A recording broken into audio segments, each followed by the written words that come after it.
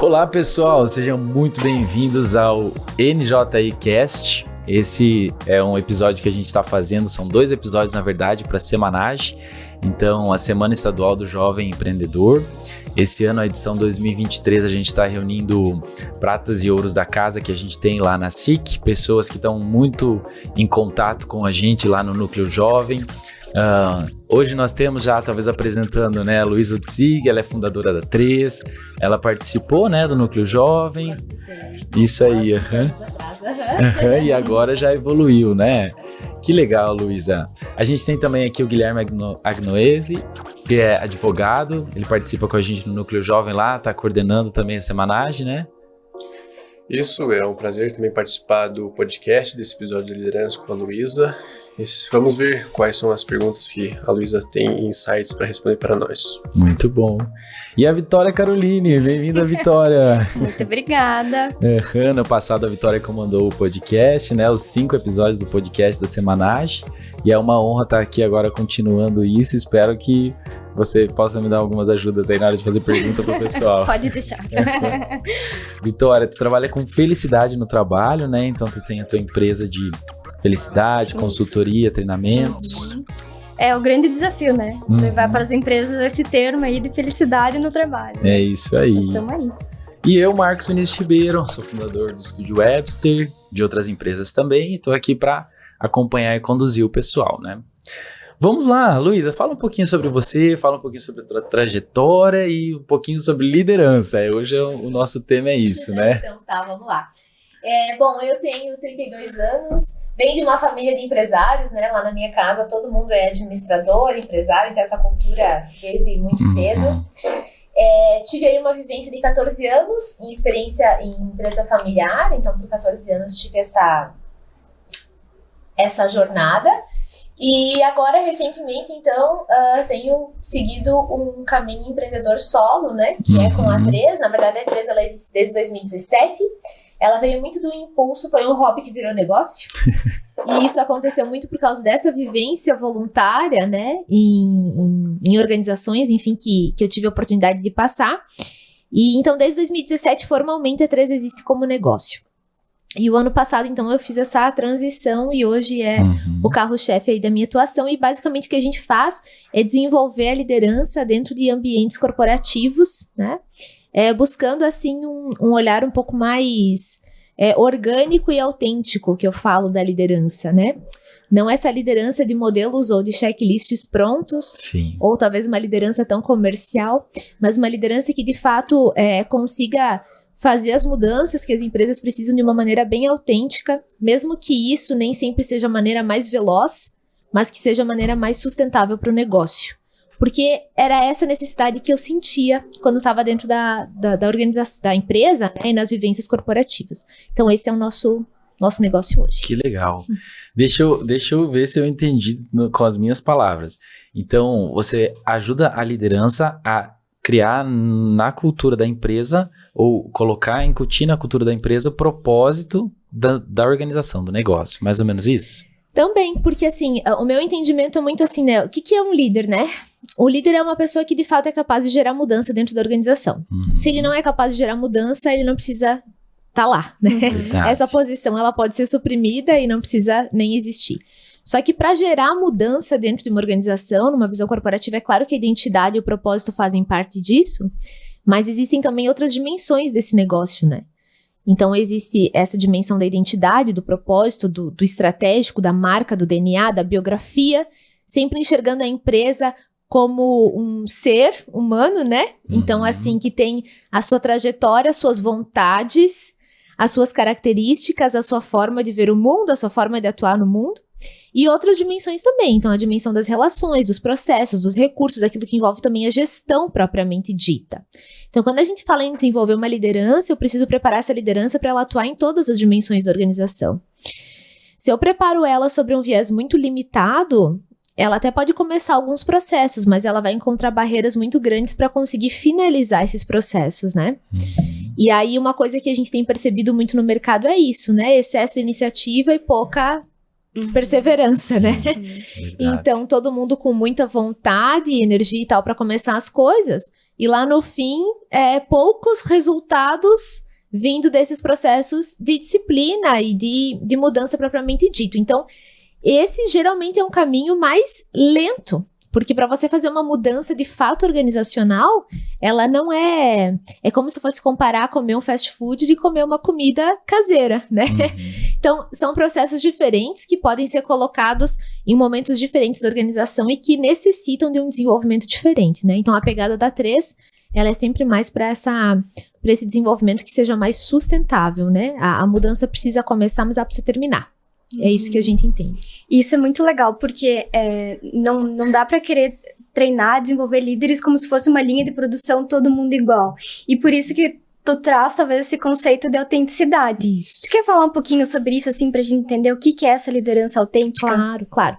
Vitória, então, assim, ó, o que a gente entende, né, dentro desse processo de autenticidade? Eu vou fazer uma metáfora pra talvez ficar mais claro. É você parar de trabalhar com checklist e começar a trabalhar com menu. O que é essa diferença, né? É você não ter uma checklist para cumprir para ser um bom líder. Então, para eu ser um bom líder, eu preciso isso, fazer isso, essa agenda, copiar este modelo, né? E sim você entender que existe um menu de possibilidades que podem funcionar para você ou não, que podem funcionar para a organização nessa fase que ela está ou não, dentro da cultura que ela tem ou não, dentro das pessoas que você tem no teu time ou não. Então, quando você enxerga isso como um menu e você se reconhece nesse processo, você ganha a cancha para dizer, isso eu pego, isso eu não pego, né? Isso funciona, isso não funciona. E aí isso dá muito mais assertividade nesse processo de desenvolvimento do que você ir sempre para um caminho modelo, né? Então, assim, onde, claro que o melhor que tu pode ser, talvez, é a cópia ou o modelo. Isso não significa que a gente não modela bons negócios, não é isso. Mas, assim, eu preciso enxergar que esse processo de cumprir a checklist no desenvolvimento da liderança, ele não vai ser limitado. E muitas vezes até eu me perco nesse processo, deixo de me reconhecer. Né? E aí a gente vê líderes doentes. Exato. Sim. E felizes. Então eu quero fazer tudo isso, mas, cara, não me reconheço. Isso me dava muito prazer, em 2 meses não me dá mais.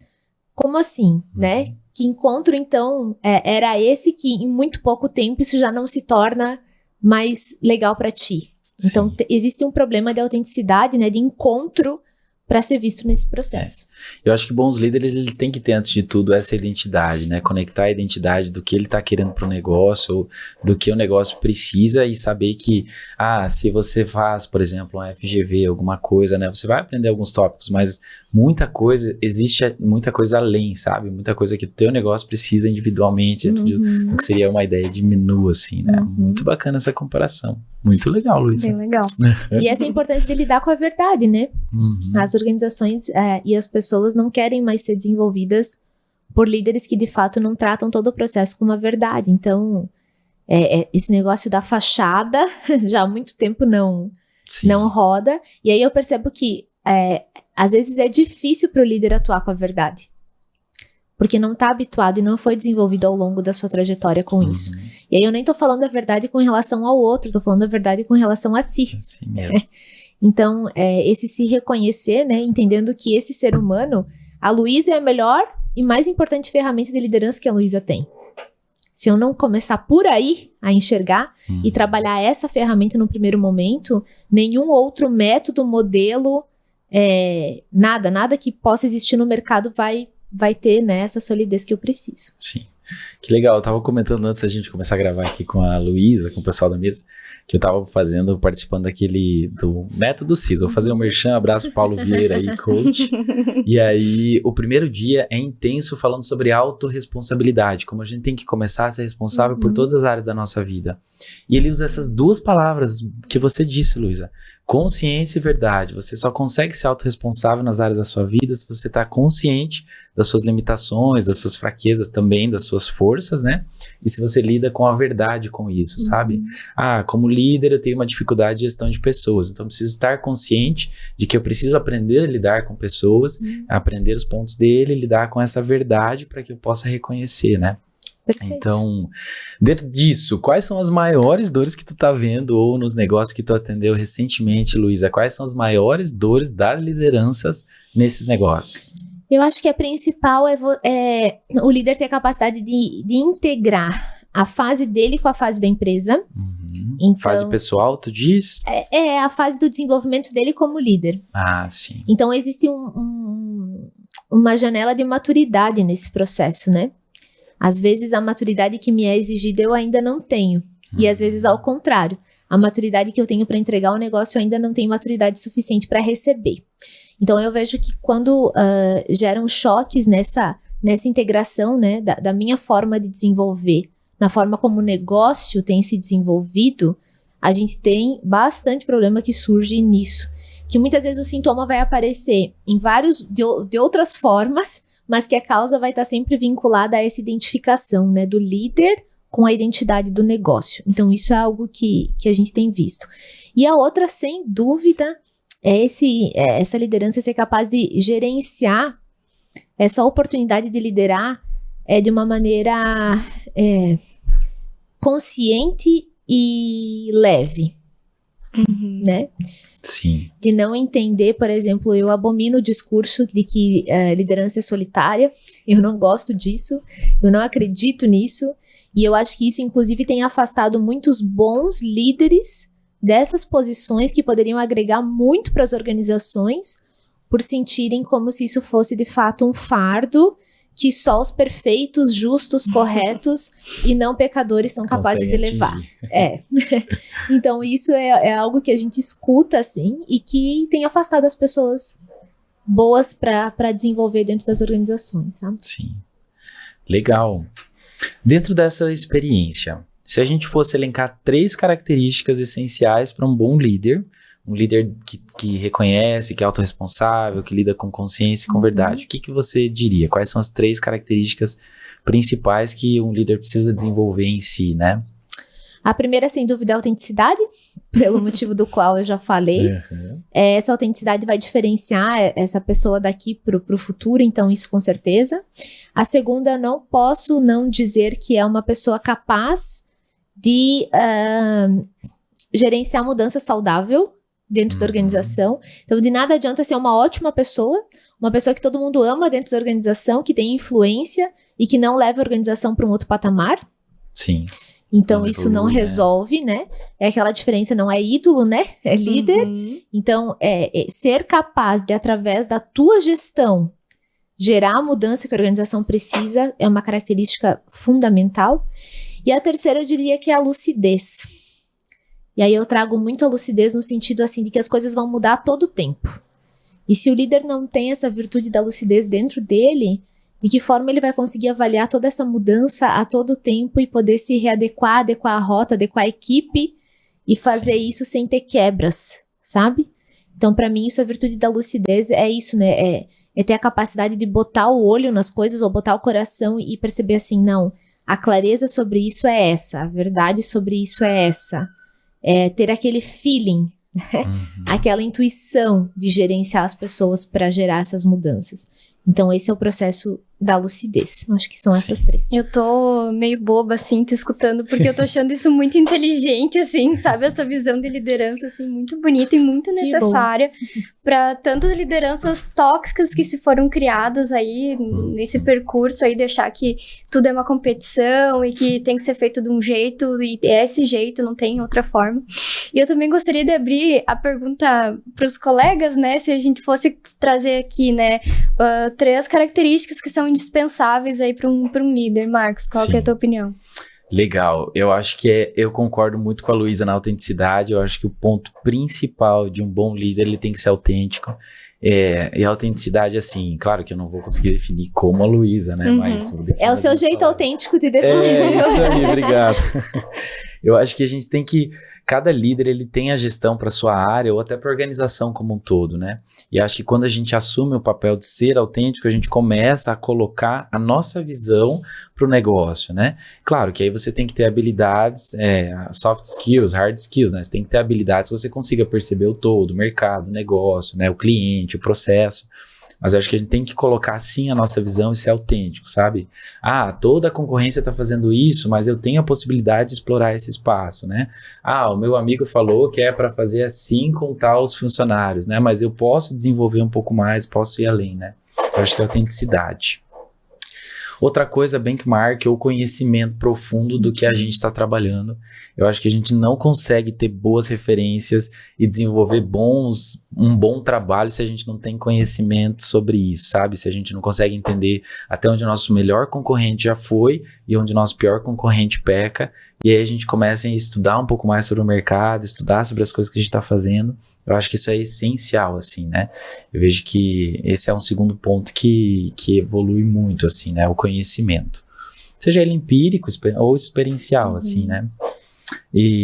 Ou teórico também, né? E acho que o terceiro ponto eu vejo que é muito da equipe. Eu valorizo muito as pessoas. Eu acho que qualquer líder, ele precisa muito de pessoas que apoiem a visão dele, que estejam na mesma maturidade, como a Luísa falou, né, assim. Às vezes é difícil você trabalhar com um time, com uma equipe que tem um nível de maturidade muito diferente do seu. Você até pode se esforçar, pode conversar, mas tem um gap na comunicação, existe um ruído, né? Então é muito difícil você lidar com uma equipe que não tem o mesmo conhecimento que o seu. Eu vejo que são esses 3 pontos, assim, acho que a autenticidade, revisando, né, acho que o gestor tem que ter essa autenticidade, o líder. Conhecimento, a gente tem que saber, né, ter referências, assim, background para saber onde nós queremos chegar. E as pessoas certas que vão nos apoiar nesse processo, né. Eu acho que essa é a minha visão. Legal. Você quer responder? Pode responder, Vitória. Tá. Eu queria um tempo para pensar, mas vamos lá. Não tem tempo não havemos. Bom, eu sei que é muito suspeito de minha parte falar, mas a característica fundamental é felicidade, né? Para você ser um bom líder, você tem que estar feliz. Se você não tá feliz, você não quer ver a tua equipe feliz, né? E não no sentido só de emoções positivas, satisfação, mas no sentido de, cara, de crescer junto, de fazer as coisas acontecer, de promover mudança, de estar engajado ali, né? Então, bom, primeiro tu tem que estar se sentindo bem, tu tem que gostar de onde você tá, da empresa onde você tá, e fazer isso dar certo, né? E eu também costumo brincar que quando a gente é líder, a gente perde 3 direitos. O primeiro é de reclamar, né? Líder não pode reclamar, ele tem que solucionar, né? Ele perde o direito também de pensar de uma maneira individualista. Isso funcionou pra mim, funciona pro outro. Não, acho que quando tu é líder, é o coletivo, você tem que ter uma mentalidade coletiva. E o terceiro direito que a gente perde é pensar só em curto prazo. A gente tem que pensar em longo prazo, né? As ações têm que ser pra frente, né? Não dá pra só resolver o problema aqui, né? Ou lidar com uma crise aqui, né? A gente tem que pensar no futuro. Mas essa é a minha resposta. Muito bom. Pra mim também vai na mesma linha do Marcos, né? Principalmente o conhecimento da empresa, o conhecimento do produto, do serviço de que vende e oferece. O líder tem que estar ciente de tudo que está acontecendo na empresa. Outra característica também é a responsabilidade, que ele vai ser responsável pela empresa, ou seja, quase tudo que acontece lá dentro. E um dos principais também é a gestão de pessoas, porque ele vai trabalhar com isso praticamente a vida toda dele dentro da empresa, né? E até abrindo para a Luísa, não sei se a Luísa pode elencar se essas características essenciais que a gente listou aqui, se está cada vez mais difícil no mundo de hoje, os líderes conseguirem adquirir essas características, ou era mais fácil antigamente. Eu não sei se no mundo de hoje tem mais conhecimento também para os líderes estarem adquirindo de outras formas, como mentores, cursos ou palestras.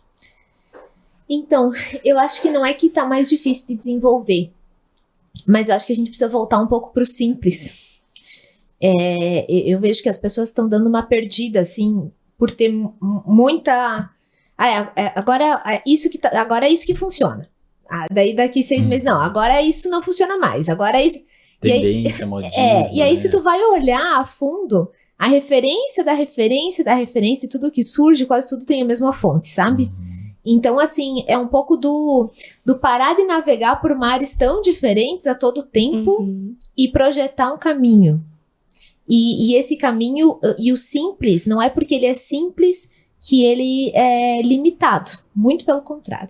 Eu vejo muitas pessoas se complicando no complexo, assim, nesse excesso, sabe? Então, como negócio, eu diria assim que a gente precisa voltar um pouco pro simples. Tem empresas fazendo coisas muito difíceis e perdendo gente pelo simples, né? Tem líderes perdendo credibilidade pelo simples. Tem negócios perdendo mercado pelo simples, enquanto muitas vezes estão com tecnologias ou soluções extremamente complexas funcionando. Então, eu acho que é isso que acontece. Não que esteja mais difícil, mas a gente deu um perdido, assim. E isso é geral, né? A gente não tá falando só do desenvolvimento da liderança, até porque o desenvolvimento de líderes, ele sempre vai seguir o desenvolvimento da humanidade, né?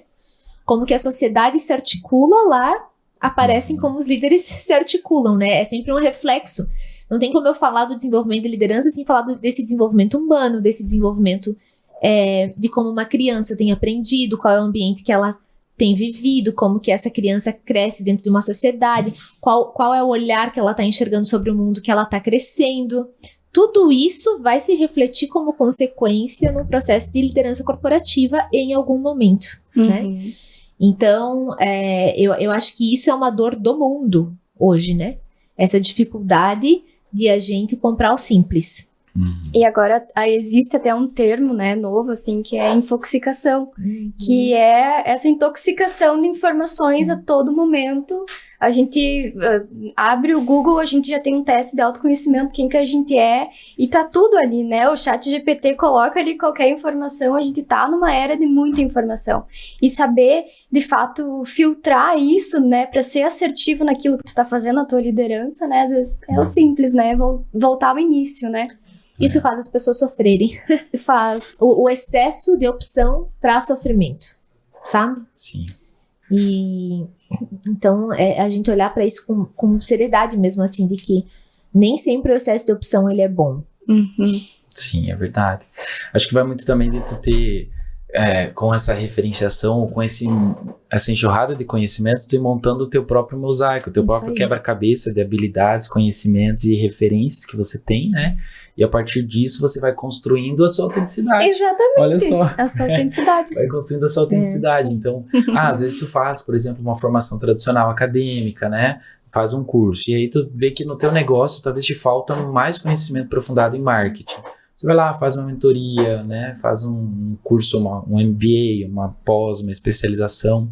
Aí tu procura um mentor como a Luísa, que traz referências, traz background, conhecimento, né? E assim tu vai montando o teu mosaico. Não tem, talvez...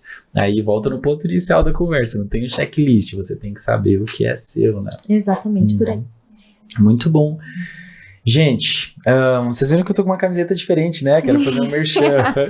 Esse ano a gente tem o 20 minutos, Luísa, né? Sei que você tá à frente e conhece bastante o evento, mas esse ano... Eu estava na reunião que a gente escolheu o nome 20 minutos. Que maravilhoso! Nossa, legal! Que honra! Nossa, Conta essa história. Luísa. Conta essa história pra nós. Legal. Eu estava decidindo que tipo de evento a gente vai fazer, que tipo de... E aí foi. Tá, mas vão ser pitches de quanto? Tá, e se fosse 20? 20! Então tá 20 minutos! Todo mundo se abraçando. Que legal, então vamos ouvir da fonte. Conta pra nós o conceito do evento, Luísa, que depois eu vou contar os palestrantes. O 20 minutos é um evento em comum, né? É disruptivo, é pra pessoa ir lá e ter insights que ela não vai ter em outro lugar, não daquela forma. Então tu sai de lá extremamente provocado. O 20 minutos sempre me provoca. Eu acho que esse, né? Esse é o nome. E aí a edição desse ano tá super especial. Esse grupo aí tá a 1000 pra fazer uma edição master. Eu acho que é uma edição de tudo aquilo que desde que o 20 foi criado a gente tem sonhado em chegar, né? Acho que é a maior edição da história do 20 minutos, né? Com certeza, penso que sim. Esse ano a gente se desafiou, né? Eu junto, tô coordenando a pasta de comunicação. Então esse ano a gente se desafiou a fazer o maior 20 minutos da história que já teve. Então, esse ano a gente trouxe um lema que é Provoque a Transformação, e a gente trouxe grandes nomes como Leandro Carnal, que é o palestrante âncora, então ele vai falar para nós em 20 minutos como que foi mudança de chave de liderança, de gestão. A gente trouxe também, tá trazendo a Suzana Marchione, né, que é CEO da Planet Smart City, uma empresa internacional que trabalha com urbanização. Temos o Alexandre Capella, ele foi Forbes Under 30, e ele é sócio da MaisMu, né, tá arrebentando aí no sul do país. E o John Glisweger também, que é CEO e founder na YouPoint, uma startup também que tá crescendo bastante. Então esse ano a gente vai estar no centro de eventos, dia 3 de agosto, já coloca na sua agenda. Os ingressos já estão no 3º ou 4º lote, se eu não estou enganado, então tem que correr porque tem poucos lugares ainda. E a gente está se propondo esse ano a 1.200 pessoas, Luísa, então no centro de eventos. Se a Teodora ainda estiver no forninho lá, eu vou estar. Nós vamos ver como estamos até o dia 3 de agosto. Leva ela junto. Isso aí, né? Show de bola. Ó. Então acessem lá, 20minutos.com.br, que os ingressos já estão disponíveis, tá? Luísa, acho que temos que ir indo pro final. É tão bom esse bate-papo, é tão boa essa conversa que por mim a gente ficaria muito mais tempo aqui, né? Mas se a gente fosse deixar uma mensagem ou se a gente fosse deixar um grande legado desse nosso bate-papo de meia hora aqui, mas trazendo as referências que você já tem até então, que mensagem você deixaria pro pessoal aí? Eu vou na pegada daquilo que a Teresa acredita, né? E eu acho que eu diria assim que quanto mais tempo você investe tentando ser o outro, mais você se distancia de quem você é, né? Então, busque esse olhar, essa construção, talvez dessa liderança que você almeja dentro do teu negócio, dentro da tua vida, ela precisa ser um processo de dentro para fora. Então, olha para isso e avante, né? Esteja perto de pessoas que te impulsionem a olhar para ti, né? Eu acho que é isso. Muito legal. Posso encaixar uma pergunta? Talvez na edição depois o pessoal que vai estar assistindo aí pode editar. Olha, uma pergunta legal. O quanto um líder tem que seguir estudando, entendeu? Para chegar ou para causar um impacto grande na instituição. Eu sei que é uma pergunta óbvia, porque a gente já respondeu, mas talvez tu possa trazer um insight um pouco mais aprofundado, assim, sabe? Porque muita gente começa uma trajetória de estudo, acha agora eu tenho MBA e pronto, encerrou minha trajetória, né? E ao invés dela persistir em evoluir a empresa, ela insiste em fazer as coisas que não estão funcionando, entendeu o ponto? Sim, entendi. Talvez a gente possa responder por esse viés. Eu te diria que um líder, ele tem que ser uma pessoa vigilante. Tá. O que é um vigilante? É um cara que está disposto a aprender a todo tempo com qualquer pessoa, em qualquer circunstância, né? Às vezes você coloca uma super expectativa para aprender em um processo X e chega lá e se frustra, porque por algum motivo não deu liga, não deu match, não era o timing, aconteceu alguma coisa aí. E perde as oportunidades diárias de conectar negócio, sabe? De conectar ambiente. Tem muitas coisas, por exemplo, que eu aprendo sobre liderança dentro da minha casa. Então, assim, qual que é, para mim, o importante disso? É eu estar vigilante, ou seja, eu estar presente na minha vida, né? Quando eu assumo essa posição, eu passo a ser aprendiz o tempo inteiro. Então, é claro que eu vou ter alguns passos formais de aprendizado. Mas eu arrisco dizer que, por melhores que eles sejam, eles não superam esse aprendizado do dia a dia da vida, sabe? Então, acho que é isso. De estar no front, né? De identificar as necessidades ou as oportunidades também e evoluir a partir delas. Os episódios do NJI Cast têm o apoio do Café de Benedetto, Nery Calçados e Confecções, BCBL, Machado da Rocha Advocacia, Balém Consultoria e Estúdio Webster.